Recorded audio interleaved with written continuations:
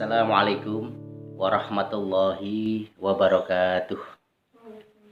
Bismillahirrahmanirrahim. Alhamdulillahirabbil alamin. Assalatu wassalamu ala sayyidina Muhammadin asrafil anbiya'i wal mursalin wa ala alihi wa sahbihi ajmain. Amma ba'du, rabbi shrah li sadri wa yassir li amri wahlul 'uqdatam min lisani yafqahu qawli. Shadaqallahul azim. Hadirin para jamaah, para pemirsa channel dakwah Trioga Al Gibran. Alhamdulillah kita berjumpa kembali pada kesempatan kali ini, yaitu untuk melanjutkan kajian kita, ngaji kita, taklim kita, yaitu kitab Wasiatul Mustafa. Dan sekarang kita sudah memasuki episode yang ke-11. Baik, langsung mari kita buka kitabnya, halaman 4 ya. Baris paling bawah. Baik, mari kita baca bersama-sama. Bismillahirrahmanirrahim. Qala Rasulullah sallallahu alaihi wasallam.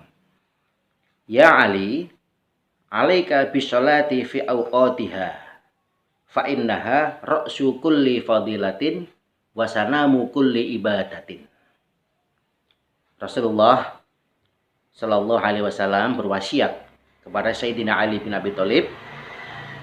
Ya Ali, wahai Ali, alaika bisolati, hendaklah kamu sholat fi awqatiha, yaitu pada waktunya.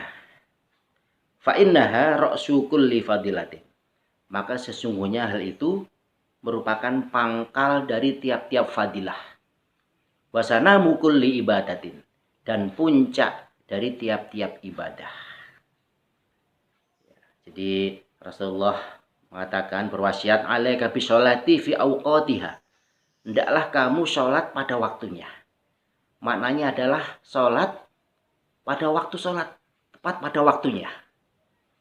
Jangan meleset, jangan menyimpang dari waktu yang sudah ditentukan waktu sholat itu. Nah, hadirin para jamaah, ada 3 waktu ketika kita hendak melakukan sholat. Pertama adalah waktu disebut, yaitu waktu fadilah. Yang kedua waktu mubahah, dan ketiga adalah waktu makruhah. Ini waktu untuk sholat 5 waktu ya, sholat fardu. Waktu fadilah adalah sholat di awal waktu atau tepat pada waktunya. Artinya ketika datang waktu sholat, terdengar azan, maka bersegera kita untuk berwudu, ambil wudu, lalu menuju ke masjid dan melakukan sholat. Itu waktu fadilah yang sangat utama sekali. Apa fadilahnya? Maka barang siapa yang istiqomah, sholat tepat pada waktunya, berjamaah lagi di masjid, maka dia akan mendapatkan, pertama adalah maghfirah atau ampunan dari Allah Subhanahu wa ta'ala. Lalu yang kedua, mendapatkan keberkahan, barokah, keberkahan. Yang ketiga, mendapat ridho dari Allah Subhanahu wa ta'ala. Jadi pertama adalah maghfirah, ampunan, keberkahan, dan lalu ridho dari Allah. Itu waktu fadilah. Karena itu kita berlomba-lomba. Ketika datang panggilan sholat, Allahu Akbar, kita sudah siap, sudah ambil wudhu, dan bersegera menuju ke tempat sholat. Hayya 'alas shalah, ayo kita sholat.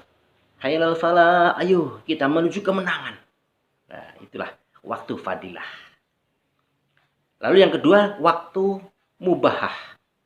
Waktu mubahah adalah waktu ya boleh-boleh. Boleh-boleh saja. Kapan waktunya? Yaitu di pertengahan. Misalnya, kalau zuhur pukul 12 ya, masuk waktu zuhur pukul 12. Asar pukul 3. Nah, kita sholat zuhur pada waktu sekitar jam setengah 2 atau jam 2. Itu namanya berada di tengah-tengah. Mubah boleh-boleh saja, karena masih berada di waktunya.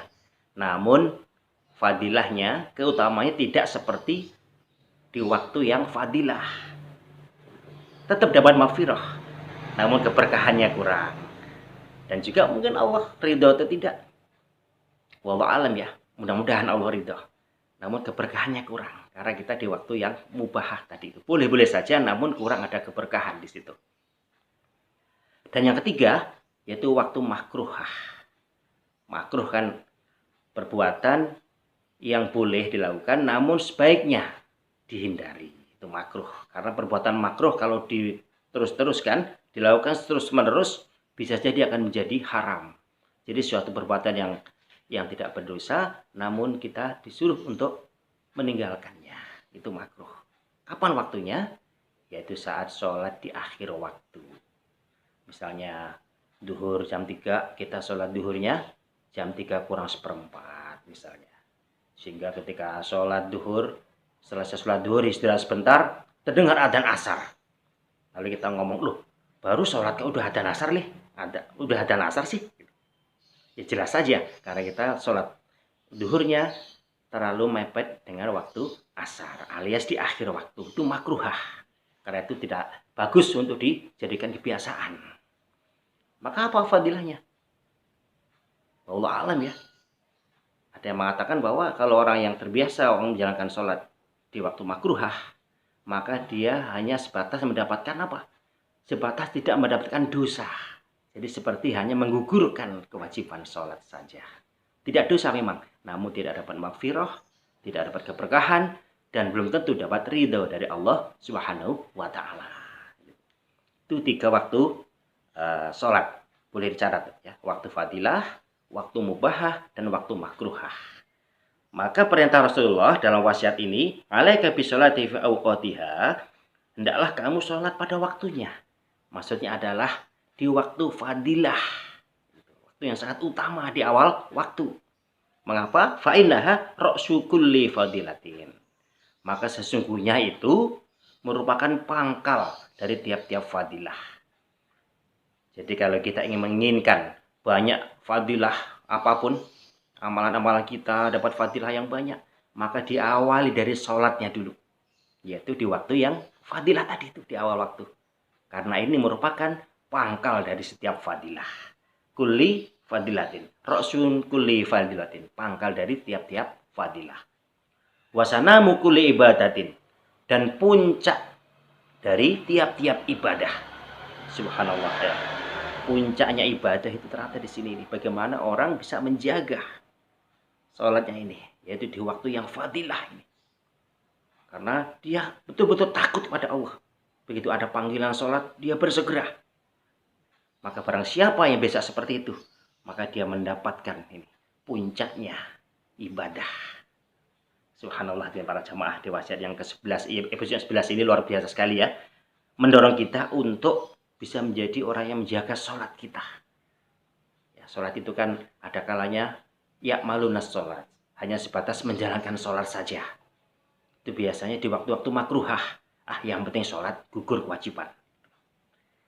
Lalu kedua, yuqimunas shalah, mendirikan sholat. Ini orang yang sudah sangat menjaga sholatnya, mendirikan sholat, yaitu di waktu fadilah. Lebih hebat lagi, yuhafidunas shalah, yaitu menjaga sholatnya. Artinya apa? Antara sholat dengan perbuatan sehari itu sudah serasi. Bahwa inna sholata tanha 'anil fakhsya'i wal munkar. Sesungguhnya sholat itu akan mencegah perbuatan keji dan mungkar. Itu kalau sudah pada makom yuhafidunas shalah, menjaga sholatnya itu. Minimal yuqimunas shalah, mendirikan sholat tepat pada waktunya, khusyuk di masjid berjamaah, maka insya Allah akan terjaga yuhafidunas shalah, sehingga sholat benar-benar bisa menjadi apa? Mencegah perbuatan keji dan mungkar. Insya Allah. Terima kasih atas perhatiannya. Insya Allah kita akan berlanjut pada episode 12 yang akan datang. Assalamualaikum warahmatullahi wabarakatuh.